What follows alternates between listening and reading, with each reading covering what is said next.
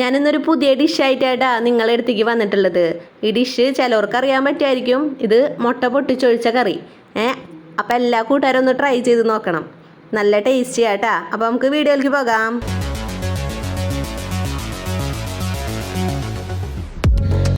വൈകിട്ടത്തേക്ക് എന്താ കറിയാക്കാമെന്ന് വിചാരിച്ചിങ്ങനെ ഇരിക്കുമ്പോഴാണ് പെട്ടെന്ന് ഇങ്ങനെ ഒരു ഐഡിയ വന്നത് കേട്ടോ. അപ്പോൾ അത് ഞാൻ നിങ്ങൾക്കായിട്ട് ഷെയർ ചെയ്യാമെന്ന് വിചാരിച്ചു.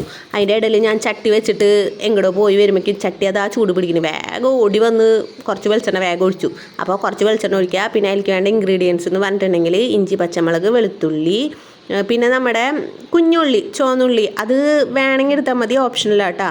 നമ്മൾ സവാള ഇടുന്നുണ്ട്. കുഞ്ഞുള്ളി ഇട്ടാൽ ഇത്തിരി കൂടി ടേസ്റ്റ് കൂടും, അത്രേ ഉള്ളൂ കേട്ടോ.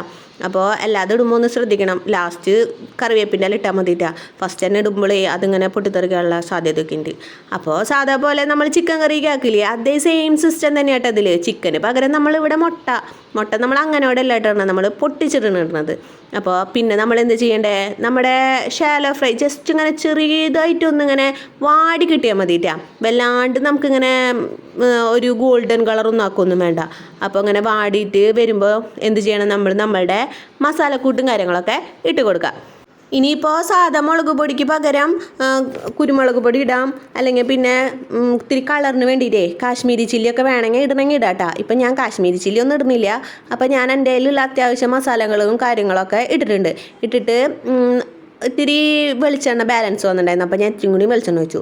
പിന്നെ നമുക്കിത് ഇത്തിരി ഗ്രേവി, ഇത്തിരി കുറുകിയിട്ടുള്ളൊരു ഗ്രേവിന് നമ്മളിവിടെ ഉദ്ദേശിക്കുന്നത്. അപ്പം നമുക്ക് ചോറി കൂടിയോ ചപ്പാത്തി കൂടിയോ എന്തിൻ്റെ കൂടെ വേണമെങ്കിലും നമുക്ക് ഈ കറി കഴിക്കാം. അപ്പോൾ ഞാൻ അങ്ങനെ ഇതാക്കി വന്നപ്പോൾ ഉപ്പ് കുറച്ച് കുറവാണ്. അപ്പോൾ ഉപ്പ് നോക്കിയിട്ട് ഇട്ടോളൂ കേട്ടോ എല്ലാവരും. ഉപ്പ് കൂടിക്കഴിഞ്ഞാലും പ്രശ്നമാണ്. അപ്പോൾ ഇനി നമുക്ക് എന്ത് ചെയ്യണം, ഇനി നമുക്കിതൊന്ന് മൂടി വെച്ചിട്ട് വേവിക്കാം. അപ്പോൾ ജസ്റ്റ് ഇതൊന്ന് തിളച്ച് കിട്ടിയാൽ മതി. തിളച്ച് കിട്ടി കഴിഞ്ഞിട്ടുണ്ടെങ്കിൽ നമ്മളതിനെ ജസ്റ്റ് ഒന്ന് ഇളക്കി കൂട്ടിയിട്ട് പിന്നെ നമുക്കതിലേക്ക് മുട്ട പൊട്ടിച്ചൊഴിക്കാം. ഞാനിപ്പോൾ പുഴുങ്ങിയ മുട്ട ഒന്നുമല്ല കേട്ടോ, അങ്ങനെ തന്നെ ആ മുട്ടനെ പൊട്ടിച്ചിട്ട് അതിൽ ഒഴിക്കിന് ചെയ്യണേ. ഇപ്പം നന്നായി തിളച്ചുകൊണ്ടിരിക്കുകയല്ലേ. അപ്പോൾ നമ്മൾ ഈ മുട്ട പൊട്ടിച്ചൊഴിച്ചിട്ടേ അത് മൂടി വയ്ക്കുമ്പോൾ സംഭവം സെറ്റാവും. നമ്മൾ ബുൾസൈ ഒക്കെ ഉണ്ടാക്കില്ലേ, ബുൾസൈ ഉണ്ടാക്കുമ്പോൾ നമ്മൾ സാധാ പാനിൽ ഇത്തിരി വെളിച്ചെണ്ണ വെച്ചിട്ട് ജസ്റ്റ് ഇതങ്ങനല്ലേ. പക്ഷേ അത് നമ്മൾ ചിലപ്പോൾ എടുക്കുമ്പോൾ അതിൻ്റെ ബുൾസൈ ഒക്കെ പൊട്ടിപ്പോവും. ഞാൻ എടുക്കുമ്പോൾ പൊട്ടിപ്പോകാറുണ്ട്. പക്ഷേ ഇതിലെന്ന് വെച്ചിട്ടുണ്ടെങ്കിൽ എന്താ, ആ വെള്ളത്തിൽ നമ്മുടെ ഗ്രേവിയിൽ കിടന്നിട്ട് അത് നന്നായിട്ട് വെന്ത് കിട്ടും. ഞാനിപ്പോൾ ഇവിടെ ഒരു 4 മുട്ട എടുത്തിട്ടുള്ളൂ. ഇപ്പം നമ്മൾ 4 പേരല്ലേ ഉള്ളൂ. ഇവിടെ പിള്ളേർക്ക് ഇഷ്ടമാണ്. എന്നാലും മുട്ട അധികം കൊടുക്കണം കപക്കെട്ടാന്ന് വിചാരിക്കുന്ന കാരണം ഞാനിപ്പോൾ അങ്ങനെ അധികം കൊടുക്കാറില്ല. കൊടുത്താലും കുഴപ്പമൊന്നുമില്ല, നമ്മളിപ്പോൾ വേവിച്ചിട്ടല്ലേ കൊടുക്കണേ. അപ്പം ഇത് എന്തായാലും എല്ലാ കൂട്ടുകാരും ഒന്ന് ട്രൈ ചെയ്ത് നോക്കിക്കോളൂ കേട്ടോ. നല്ല അടിപൊളി ടേസ്റ്റാണ്. ഇപ്പം നോക്കിയാൽ നമ്മളെ മുട്ടയൊന്നും പൊട്ടിയിട്ടൊന്നുമില്ല, നല്ല എയിമായിട്ട് തന്നെ ഇരിക്കുന്നുണ്ട്, കണ്ടില്ലേ. അതുമാത്രമല്ല അതിൻ്റെ ഗ്രേവി ഒന്ന് വേണമെങ്കിൽ, നിങ്ങൾക്ക് ഗ്രേവി വേണമെങ്കിൽ ഒന്നുകൂടി കുറുക്കാട്ടോ, കുറുകിയിട്ട് എടുക്കാം. ഞാനിപ്പോൾ കുറച്ച് ഗ്രേവി വെച്ചിട്ടുണ്ട്. അപ്പോൾ ഒരു ടേസ്റ്റ് അല്ലേ. പിന്നെ ഞാൻ അതിൻ്റെ ഒരു ഭംഗിക്കൊക്കെ വേണ്ടിയിട്ട് മേലെ കറിവേപ്പിൻ്റെ ഇലയൊക്കെ എടുത്തിട്ടു. അതൊരു ഭംഗിയല്ലേ, ഒരു കാണുമ്പോൾ ഒരു പച്ചപ്പ്.